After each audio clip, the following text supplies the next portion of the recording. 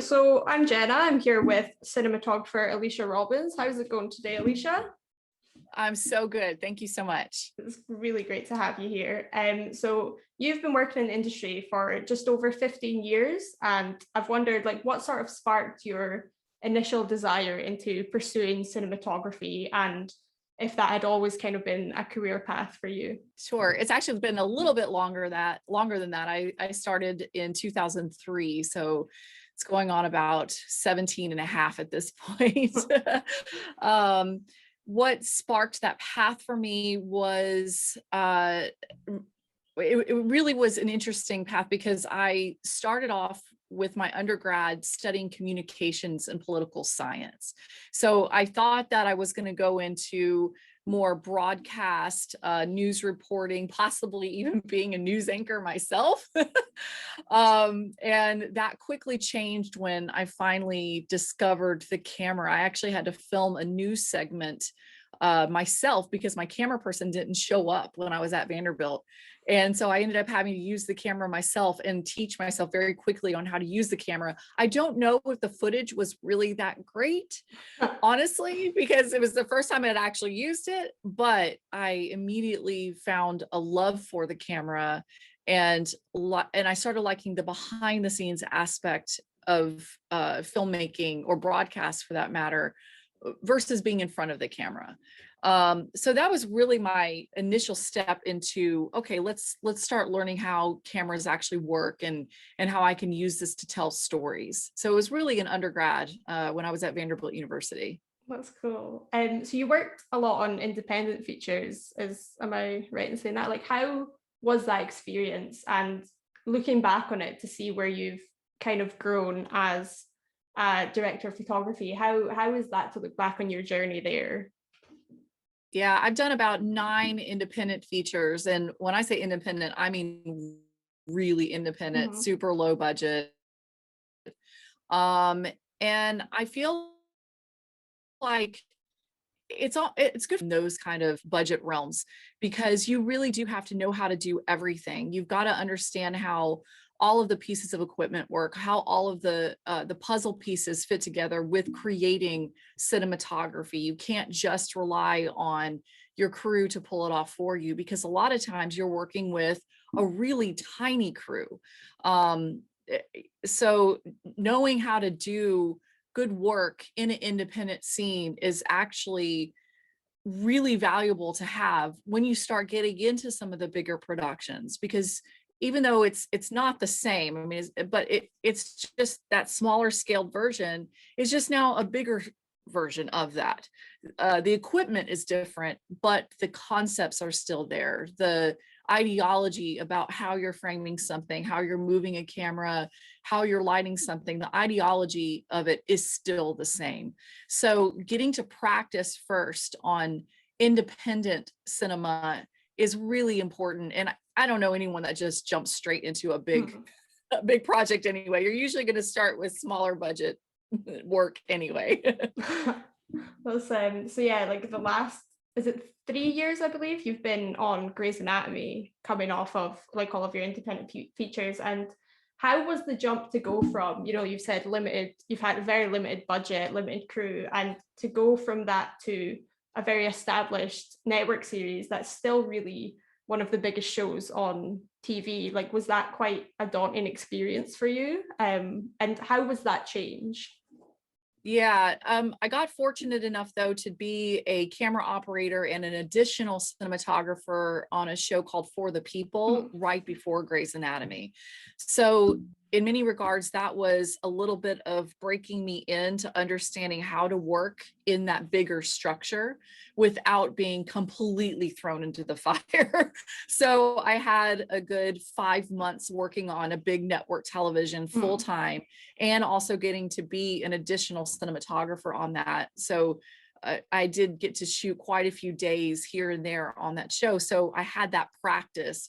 So when the job at Grey's Anatomy was offered to me, I did have some of that practice, which was really nice. I think that if I hadn't had that prior to landing the job, it would have been really scary. It was already scary enough going into such a big show.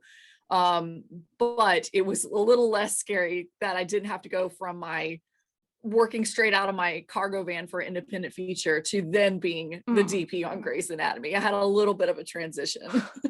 Were you a fan of it at all, or were you just kind of like, right, I'm gonna go straight into this? Yeah. Oh, really? Yeah, I was. Oh, that's awesome. Yeah, no, I loved it. I loved the show. I was watching it from season 1. I think I missed a few seasons in the middle there, but I was a fan for sure. So I was really excited about it. And even when Grey's Anatomy first came out, it was right when I was pretty much graduating AFI. And I even thought to myself, wow, what a great show. Man, that would be unbelievable to work on a show like that, to actually shoot a show like that. Like, I thought about that when it first came out back in 05 or something, whenever it first aired. So the fact that then I landed that job it was kind of a wish come true, actually. That's really awesome. I love that. So yeah, like, we obviously, the last couple of years have been a very different experience to last year, because when we kind of saw from the viewer side, when we saw productions kind of start to shut down, there was a lot of concern over how the industry was going to recover. And I think we kind of had a bit of hope that Grey's Anatomy could pull through, because if there was a show that was going to deal with a crisis like this, it would be Grey's Anatomy. And how has the filming of the show sort of changed from what it was previously to now? Because obviously you'll have to have limited crew on set, and it's changed. I mean, definitely from what we've seen, it's changed the dynamic with social distancing and the framing especially as well.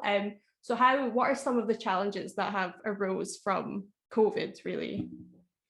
Yeah, I mean, you did have to generally try to slow down across the board, because you're always thinking about everyone's safety.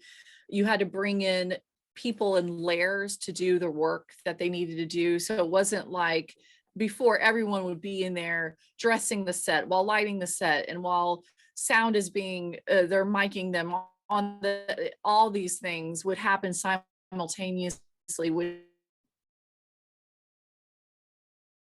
always created but we had to change that. We had zone systems. So there was a certain zone that could be there when actors weren't there. And then when actors were on set, then it was a zone A system. And so at that point, it was only particular people that could be there. Our crews, we still had to work with actually more crew members this time around. I think that they had to hire more people. Even though we're not all on set at the same time, we still had a lot of people working on the show. But it was true. Yeah, you had to always keep your distance. We were always in masks and face shields at all times. Like, we didn't just do masks. A lot of shows, I think, just wore masks, but we did masks and face shields, because we figured out that if you have to be within 6 feet of somebody, the safest thing to do is have both layers of protection on your face. But it made it challenging. It made it hard to hear people and for other people to hear you. And communication is key on a set. You got to be able to communicate to people. And so all of a sudden you have this barrier that's causing it to be harder to communicate. So that was probably one of the biggest challenges, was just the communication aspect of it. And then we figured out different tools to make sure that we could maintain distance. We had a crane that we worked all the time with a camera, so that the crane could push in tighter into close-ups without being operated by a human being. So that camera could be close to the actors, but a operator would not be. And we had our B camera also on a remote head, so that the only person that was in that room would be the dolly grip. And then our third camera, we try to keep on longer lenses so they could be back a little bit farther and using the lens to get tighter in on the frame. So we had things like that. And then we had to have multiple viewing stations for the director to see versus me to see.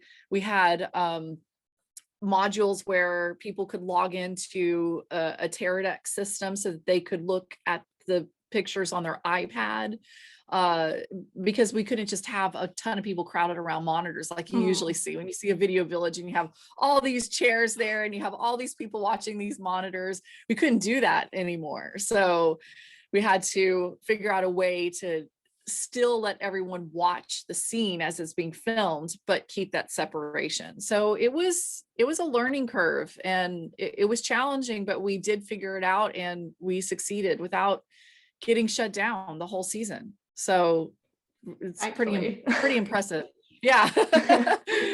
Did you feel that you had more more creative freedom to sort of kind of push boundaries a little bit, or was it more restricted in what you could try and do? Because something you've said, like you had the crane to go in tighter, but how much like responsibility, I think, how much responsibility could you actually take on with that? Yeah, I know what you mean. We actually were liberated a little bit because we were covering the COVID storyline. It freed us up to change the look of the show a little bit. So this year does have a different feeling to it. There's more light, there's more color temperature changes. There's a little bit more contrast in the scenes, because we're trying to show what it felt like inside these hospitals, what it still feels like inside these hospitals in the middle of COVID. So we could change the look of it. And actually being on that crane all the time was really helpful. We were able to do creative moves for every single scene. It wasn't like we had to reserve these really cool crane moves for when we had the crane that day. We had it every single day. So we were able to do almost every single scene with a cool camera move from this crane. So it actually freed us up a little bit to be a little bit more creative this season, which is kind of crazy. You would think that would be the opposite, but Yeah, it actually, definitely. it was actually a little bit more freedom. I was going to ask, like you've touched on it there a little bit with the changing, like the color changing and the lighting to sort of reflect on this realism, and why was it so important to incorporate that into the show when you kind of do what the other shows have done and brushed it off to the side and maybe ignored it a little more? But for you guys, it's obviously a very huge part of the storyline this season. And why did you want to kind of bring that to life the way you guys have?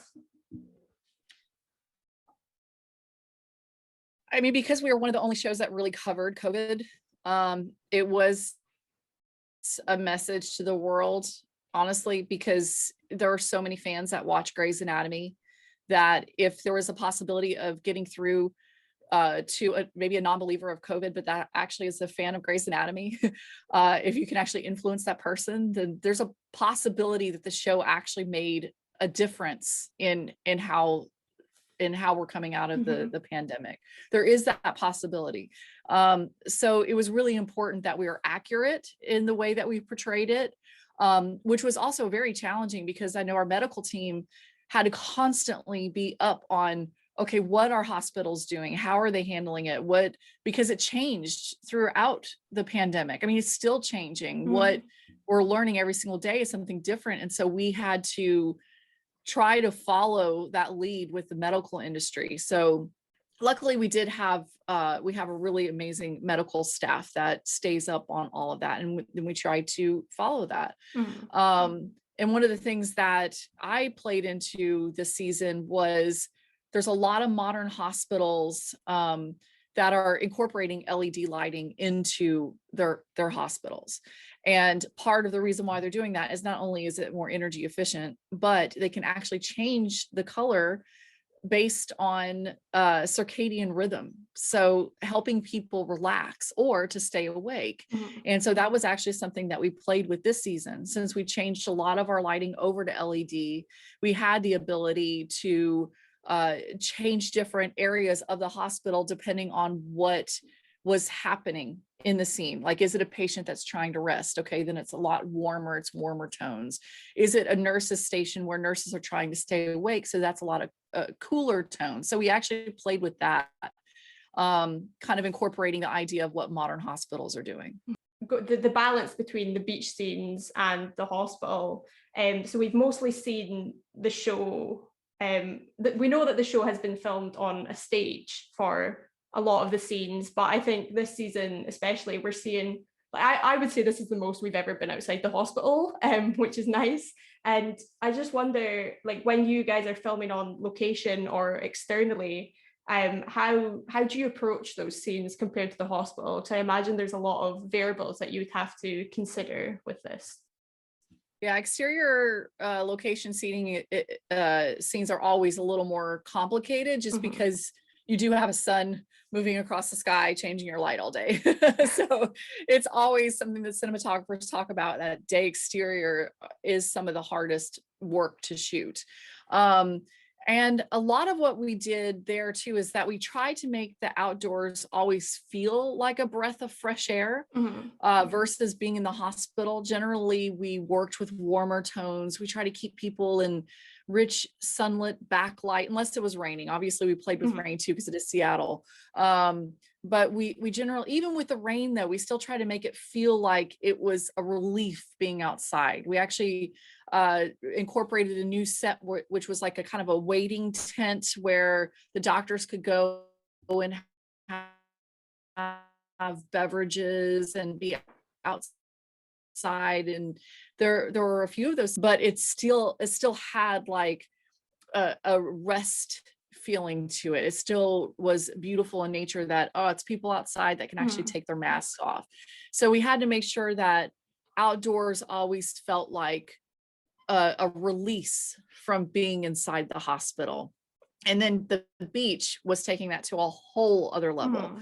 Like versus the exterior stuff at the hospital, the beach scenes had to really feel magical and feel like a breath of fresh air. So keeping the light quality very soft on our actors' faces, and having beautiful backlight as much as possible was really key. We wanted it to still feel like a real location and not too dreamlike, but it did have to have a magical quality to it. So and I think we were able to achieve that. I mean, that location was spectacular too, so that made it easy. I remember a scene, I think it's episode 4, where TR Knight returns, and there's a scene with him and Ellen Pompeo walking along the beach, and the backdrop, it's just so serene and mesmerizing. I remember watching it and I was more drawn to that than I was to the actors speaking, and I was like, oh, wait a second, what were they talking about there? So yeah, it's definitely, it's really, really beautiful to see. And especially, like, one of the things I was quite shocked to hear that you guys used the green screen in episode 10, because one of your key actors was in Canada. I don't know if I can really go into who that was, just in case. But yeah, I think it's pretty obvious. Actually, I think that one of the actors already was talking about that in a previous and that was really because of COVID. COVID is what prevented us from filming them all together, because the quarantine requirements to travel between Canada and the US would have made it impossible to bring the actor here to Los Angeles to film them all together. In any other situation, in any other year, absolutely, we'd fly that actor down for a couple days and then they can go right back. So that was forced upon us because of the pandemic. And that was challenging, actually more so for our VFX artists over at Barnstorm than anyone, because just trying to match the frames that we shot at the real beach versus what they had to capture in Canada on green screen, that is a really difficult thing to blend together. So if you actually didn't know which actor was on green screen, that's great. It came out afterwards, and then I was like, wait a second, wasn't she filming this other show? That means we did our job. We did it well. You did not know who. It was a really well done episode. And I was going to ask the challenges there, but you've kind of covered it there. But had you worked with green screen before, or was this kind of still a bit new to you? Yeah, no, I'm pretty familiar with visual effects. I'm working with green screen, and I understand it pretty well. So I understand the limitations of what your frame can be, how you have people overlapping, where you can have people overlapping. I understand those limitations, and I've worked very closely with VFX artists in the past. So I do have a pretty solid understanding of how you have to pull something like that off. So with this season, we've had a lot of huge episodes going on with the return of a lot of big characters. And how does, when something like that happens, when you have to deal with such a major story arc, does that factor into the creative decisions that you go on to make? Uh, yeah, I mean, a lot of it was surprised. We didn't know, even as a Okay. crew, of who was going to be there a lot of the times, because we would get the script with temporary names of who they were talking to, and a lot of times we didn't even know who was going to be there until we actually got there. So I mean, a lot of the decisions of how we shot things, or the shot list that we had in mind, had to be predetermined, just not even really knowing who that person was going to be. And then some of the stuff had to be decided upon on the fly, like especially when Patrick Dempsey was there. There were just some moments that were just beautiful and even spontaneous, and we were just figuring that out kind of while we were there, because we didn't know he was going to be there. And so finding some of those moments between them was a little bit on the improv side of things, which I think actually makes it even more magical and real, for that matter. So you also, like, I'm going to throw it back a little bit just before I let you go. So in season 15, episode 19, I think it is, with Silent All These Years, that was your first episode, right? Yeah. Yeah. So for people that maybe aren't sure, that was also directed by Debbie Allen, who plays Catherine Fox. And I just, were you all aware of how monumental that the episode would go on to become? No, and I'm kind of glad I didn't know going in. I think that I would have been even more nervous if I had known that it was going to be one of the most powerful episodes supposedly that Grey's has done. Reading the script, I knew there was something about it. I knew it was going to be a powerful episode, but I didn't know the kind of impact it was going to actually have on people. And plus, I was just so engrossed in the work. It was my first episode of network television that I was going to be shooting on my own. So I was just so just focused in on how to make this look the best that it needs to be. How are we really telling this story? How am I getting all of the camera angles that Debbie needed to make the edit? That sort of just took over my brain. And there were a lot of moments too that even on set when we were filming that, everyone else would just be like bawling. Even like the hallway of women, which is the iconic shot in that episode. When people watched it, they were like bawling, and I was just kind of like blank face, because I was so just having to capture this and making sure I was doing it right, that it wasn't until after we wrapped, like when it was all over, that all of a sudden I started to cry, because I had to keep all that in just so that I could actually be professional and get the job done. And it wasn't until we wrapped that episode that I finally was like, wow, oh my gosh, what did we just film?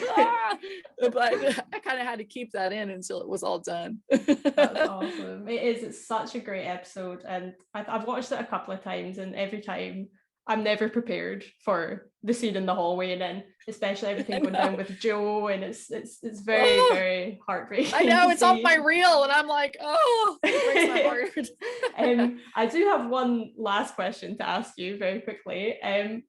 Why do you think that Meredith Grey has the most misfortune of like anyone we've ever seen on TV, really?